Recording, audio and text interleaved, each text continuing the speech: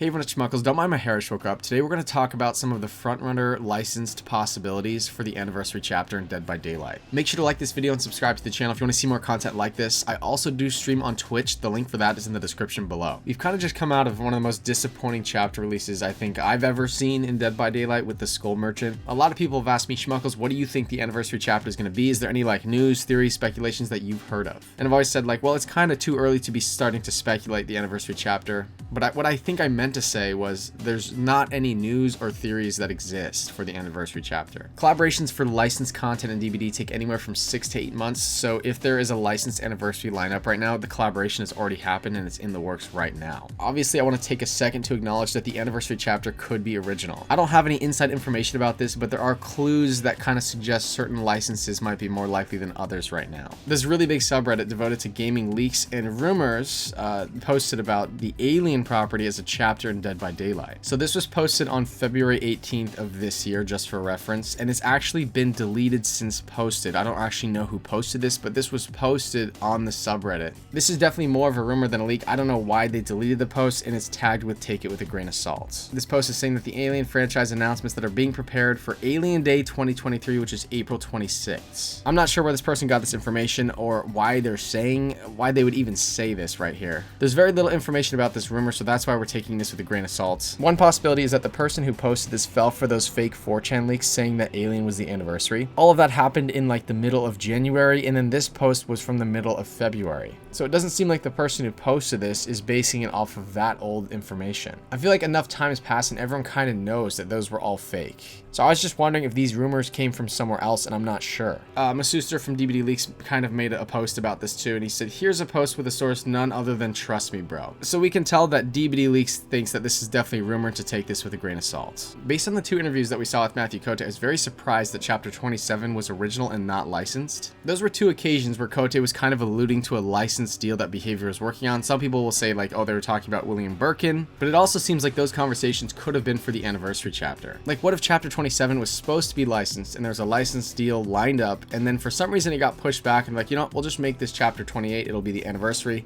and we're going to switch our anniversary to chapter 27. Something like that could kind of explain why the Skull Merchant chapter was so unpolished. On Twitter today, Dead by Daylight tweeted out, Atomic Monster and Blumhouse are teaming up with Behavior to bring Dead by Daylight out of the fog and onto the big screen. So this is a really giant collaboration happening between Behavior and Blumhouse on a new Dead by Daylight movie. And the executive vice president at Behavior said, we couldn't be more thrilled to work with Jason Blum and James Wan, 2 giants of the horror film industry, to further expand the Dead by Daylight universe. It's kind of crazy because right now Jason Blum is working on the Five Nights at Freddy's movie, and now there's this new collaboration with Dead by Daylight. So now we're starting to see like a triangle of connections between Five Nights at Freddy's and Scott Cawthon, Jason Blum and Blumhouse, and Dead by Daylight and Behavior Interactive. So right now we're entering a time period where Jason Blum's going to be working closely with Scott Cawthon on the FNAF movie and Behavior Interactive. We know for a fact that Scott Cawthon is helping write the screenplay for the FNAF movie, so he's definitely working very close with Jason Blum. Scott also helped pick out the director for the movie and made a statement about the director, so it really does seem like everything is being approved by Scott that Jason and Blumhouse are working on. We've seen teasers for this movie, we've seen leaked images of Freddy Fazbear's Pizza Place. On IMDb, we can see that Scott's being credited with writing the upcoming film, or at least help writing it, and then he also helped write all of the games too and the storylines in the games. Matthew Lillard, who's playing William Afton, also leaked that it's a 3-picture deal with Blumhouse and Universal. I just got cast in a movie called Five Nights at Freddy's.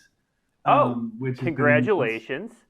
Yeah, it's very fun. It's a 3-picture deal with Universal and Blumhouse. The fact that Lillard mentioned Universal, like I go to the Universal Studios backlot tour all the time, so I'm just like, am I going to be sitting on that tram going through the movie studios and they're just going to be working on FNAF like right there, and I'm going to pass by a soundstage where they're working on Five Nights at Freddy's. If Universal is partnering with Scott Cawthon, could we also see FNAF as part of the Halloween Horror Nights sometime? And so now people are wondering like, well, if Behavior's working with Jason Blum, is there any way that they could get their hands on the Five Nights at Freddy's property for Dead by Daylight? Could that have been what Matthew Cote was talking about? So Behavior and Blumhouse are going public with this collaboration today, but this is definitely something that's been in the works for a long time. Blumhouse owns a lot of other horror properties that actually could be the anniversary chapter. Along with this movie collaboration, they could have been talking about some license deal with Blumhouse. Blumhouse just launched a new gaming division, so do we think that would mean that Blumhouse wouldn't want to share their IPs with Dead by Daylight? They're certainly opening to collaborating with Behavior. Blumhouse owns a lot of horror properties. Blumhouse produced Get Out, Halloween Ends, Halloween Kills. That would suggest, like, what if we were to see like new Michael Myers skins? People have been wanting to see that. Happy Death Day, Insidious, Megan, The Black Phone, and The Invisible Man. Obviously, except for a new Halloween chapter, I think all of these licenses are possibilities for the anniversary now. Like this whole, like, you'd be surprised to see some of the conversations we're having right now could have been talking about this conversation with Blumhouse. I think it probably was talking about this conversation with Blumhouse. Like, what else is that going to be? Is it possible that Cote was talking about the movie deal with Blumhouse and not a licensed chapter? The person who interviewed Matthew Cote specifically asked